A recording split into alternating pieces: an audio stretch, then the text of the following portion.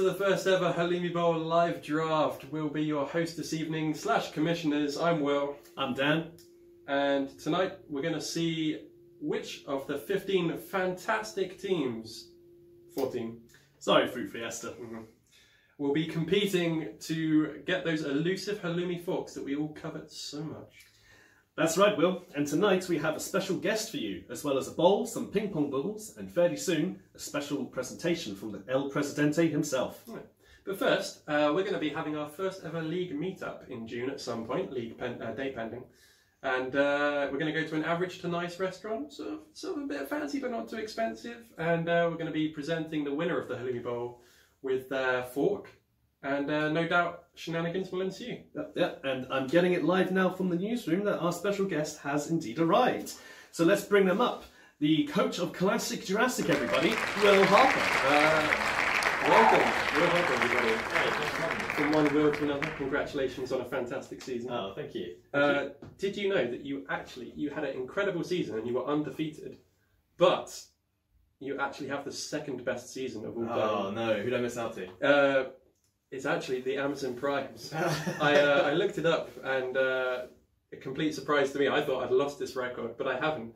My record of 13-0-1 is slightly better than your record of 6-1-0. I remember that actually because in the very first game when you introduced me to Blood Bowl, when I got into the league, it was against the Amazon Primes. Was it? Yeah, and you absolutely smashed me. Was that one of the first games of that season? Yep, first game of the season, first game I'd ever played in the league.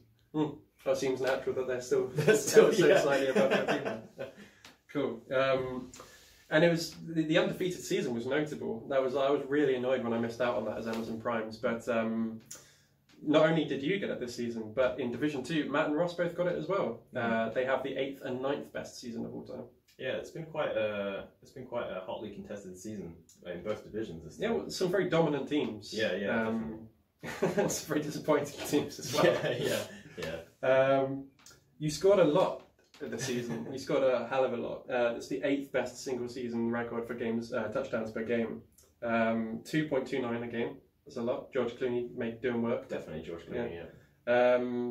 Still not quite up there with our glorious leader El Presidente, who's let me just check the record. 2.89 per game he got with his Elf Titans in season 5. I mean, Rob's the one that originally brought me on board, so only seems natural he would still beat me in touchdowns. Yeah. A team is going to have to try so hard to overcome that record. Yeah. So as you're no doubt aware, George Clooney had double the touchdowns of the next nearest player in Division 1. George Clooney scored 9 touchdowns. It's funny, isn't it? It's once you start getting those star players with the touchdowns and the stats, the ball tends to always end up with them, regardless of who you pass it to. Yeah, I was going to ask about that. Was that a deliberate strategy to always use George Clooney? I think it becomes much safer once he has the ball because of his strength up, and I think that even when I would give it to other players, they'd end up getting battered or something, and then he would just naturally be there with his agility. Yeah, you've always got him nearby, and it's just like, well, I could just pass it in. And if I just give it to him, it's going to get there. Got the same with Barry on my team. He just does everything. Yeah. It's going to be a real problem when he eventually bites the dust. But yeah, exactly. We've all been trying. Every team this season was making a deliberate effort to try and kill him, and it just didn't happen, did it? So, yeah. So you were scoring a lot. Obviously, the decider versus Rob for the final, for who decided the overall league, was actually the highest scoring game of the entire season. 4-2 to you, of course. Can you remember much about that game? How did that scoreline come about? Well, I think I just remember taking quite an early lead, but never being safe enough that I felt like I could relax, sort of thing. I remember the whole way through, Rob was just straight on my heels, like always that one touchdown behind. Never felt like I had time to take a breather in that game. I remember standing up and like physically shaking. I had been so concentrated for the last couple of hours. It was I get that sometimes, yeah.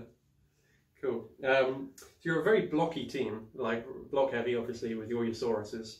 You top the league in blocking, 54.43 a game. your match against Sam was had the highest single team blocking of any. You blocked him 73 times.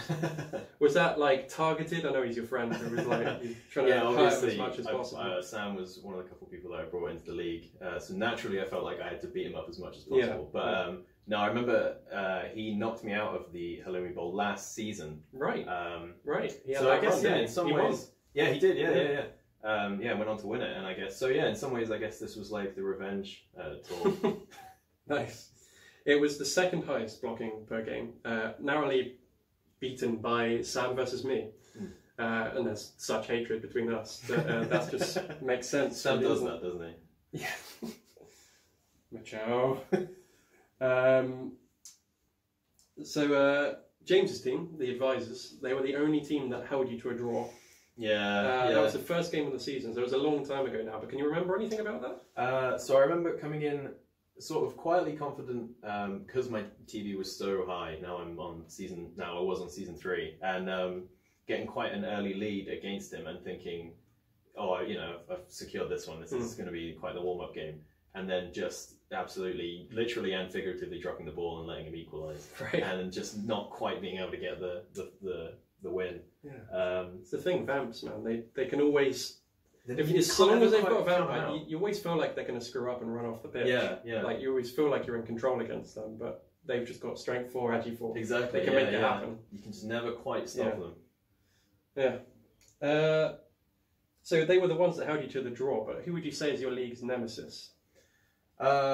I think it would be, even though we saved our game for right at the end, it was definitely Rob. Because I felt like I had quite a comfortable advantage over everybody else, but every time I would look at the stats every week, there would be Rob either matching on wins or about to beat someone else. And props to Rob as well. That was rookie humans versus, exactly. versus your third season. Rob played unbelievably.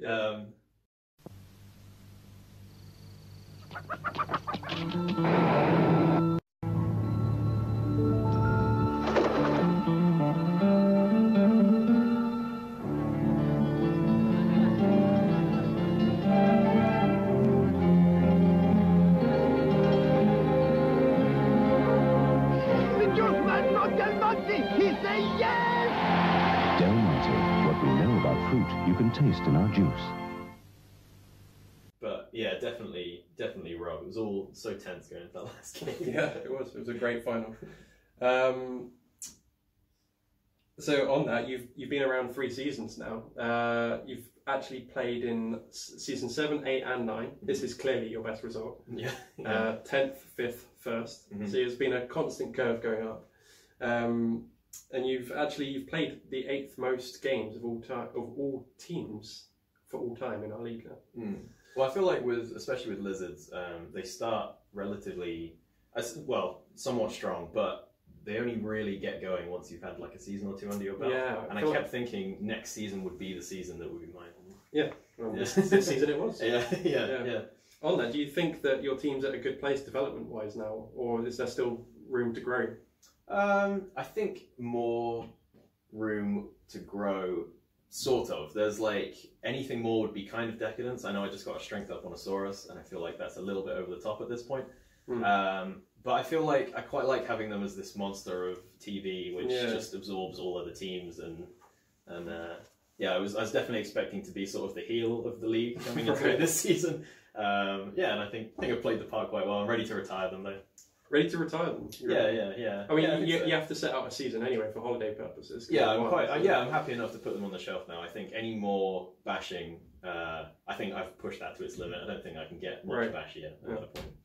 I'm not going to give George Clooney one last run in the summer. We'll see. He might come back. He could still die in the Halloumi Bowl. He could still die. That might be the actual death. Every time I come in, I think this is it. He's gone this time. No way he's going to live another game.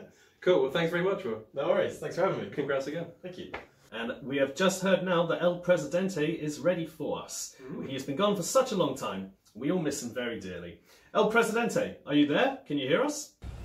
Hola, mi comisionados. My business trip to Costa Rica has gone swimmingly. I'm currently living up in the palace. I was able to secure the funding we require with zero compromise. I'll wire that over to you soon. Can I just say, I really love bananas. You may. I trust the All-Stars will be facing Fruit Fiesta like we discussed now. Rob, we're live. I really love bananas. Okay, good. Anything else to add? Not really. Good luck to everyone in the draft. Thank you, El Presidente. Up next is the main event for all you fans at home, the official bull pulling, to find out the brackets for the Halloumi Bowl 9. The guest of honour today, Will Harper, shall be drawing the bulls himself. Hey guys, so the official drawings are number 2 versus number 12. That is the Dutch Agriculture All-Stars versus Bellagio Bankroll. Dutch Agriculture All-Stars, of course, a race between 2 star player catchers, Will Rowley Morris and James Collinson. At the moment, Will Rowley Morris is on 4 touchdowns and James is on 3. Will this be rectified? And that's versus the Bellagio Bankroll, of course, Dan's own team there. Bellagio Bankroll still reeling from the failed bet at the start of the season. Dan thought he could do better than me and James at Underworld. How did you do that? Not well. Not well. I don't like this live on television. Still reeling from that. We'll talk bad about it at session. home. That's fine, I'm a professional and I should treat this in a professional manner. Okay. Next up. Number 8 versus number 10. So that is Cinematic Morsels versus Barry's Fleshy Dreamers. And of course, Barry himself has had an unprecedented level of rage ever since the loss of his brother Paul.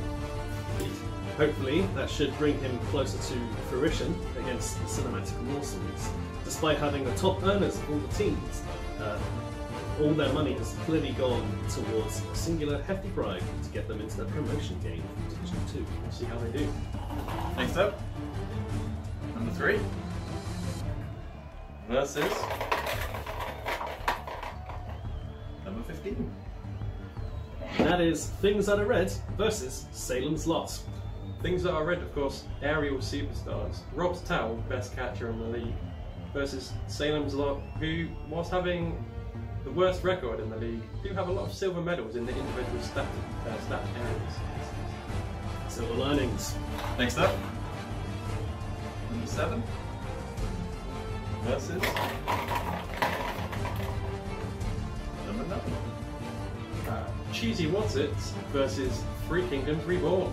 Yes, and this one should be quite interesting. Cheesy Watsits recently had a bye game, so their team is entirely fresh off the press. Whereas Three Kingdoms Reborn, highest number of casualties belong to their star player, Zhang Fei. Will he make it out alive?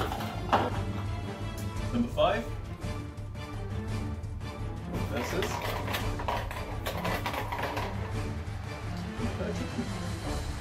That is Bento Oreos versus Things That Are Blue. Bento Oreos, first ever winners of the Scythe in Division 2. They have an average touchdown scored per game, but they have a fantastic touchdown defense. Don't get scored very much. Versus Things That Are Blue, just missed out on the playoff chances, unfortunately. Yes, I think it's safe to say that due to them still being stuck in Division 2, Things That Are Blue are unquestionably the worst of our 2 coloured teams. number 1 against number 16. And that's Will's team, Classic Jurassic versus the AI team. Truly unprecedented for the winner of the league to immediately get a bye week starting in the bowl. His team surely are going to feel refreshed and ready to rumble when it comes to round 2. And yet, we've never had a double winner historically. I think that's true, so here's hoping. We don't see one just yet. Number 4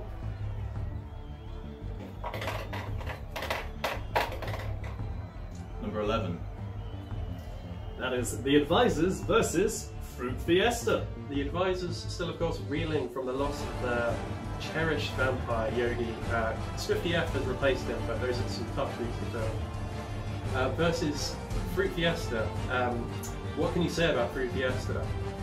Actually, what can you say? Well, this just in, Will. Fruit Fiesta have the highest number of bananas per player. Which leaves number 6 versus 14. And finally, Magnum Gropus versus Westerosi Legends. Of course, as we all noticed, Magnum Gropus have come out on top in terms of Nurgle teams, being the most successful, although that isn't saying much considering other Nurgle competition. Going you, Alex. On the other hand, Westerosi Legends have come out on top indisputably for number of blocks. That's true. They're looking to conquer. There will be blood. Well, that's all for now. We look forward to seeing you in the stands for the first ever Del Monte Halloumi Bowl.